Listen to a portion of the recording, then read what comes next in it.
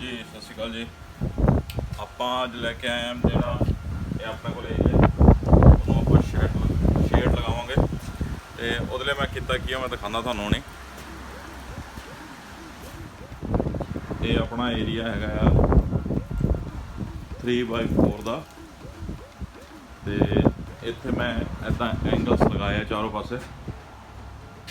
ये तुसी भी जे थोड़े को वैल्डिंग मशीन है तो अपने आप बना सकते हो। मेरे को नहीं हैगी तो फिर मैं एक फैब्रिकेटर तो बनवाया है। जे नॉर्मली ये तुसी किसी होर तो करवाओगे इन्ना काम ईजली 5 तो 10 हज़ार का काम है ये।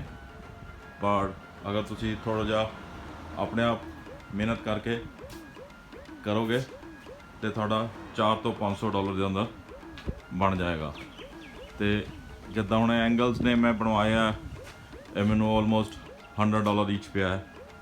तो आप फैब्रिक लगाना उत्ते हुक्स ने अपने को चेन ने यदी मदद नाल आपां इन्हां नूं हुक नूं लगावांगे।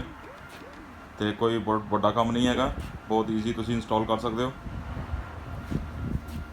तो शुरू करते हैं आप ले इदा ये जोड़े है ये तुसीं जिहड़ी टेंशन है वो एडजस्ट कर सकते हो घुमा के। पहला आप इदा लगावांगे इन्हों उत्ते हुक करांगे फिर इन्हों इहदे नाल इदा लगावांगे। पहला इसनूं खोल लैंदे आ।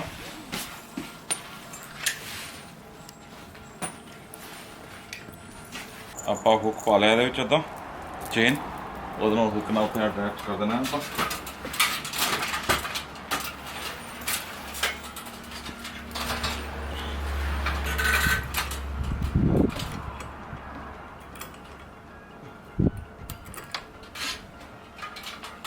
इन्हूं इदां खोल लो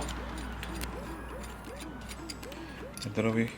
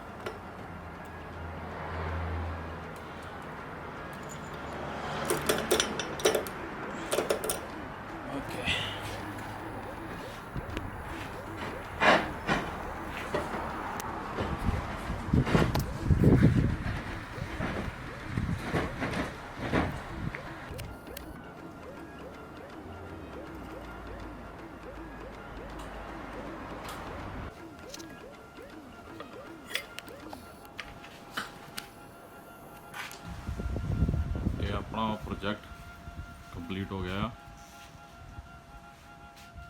इदा तुसी लगा सकते हो, वेरी ईजी। तो मिलते हैं बड़ी जल्दी एक होर नवी वीडियो के नाल। Thank you very much.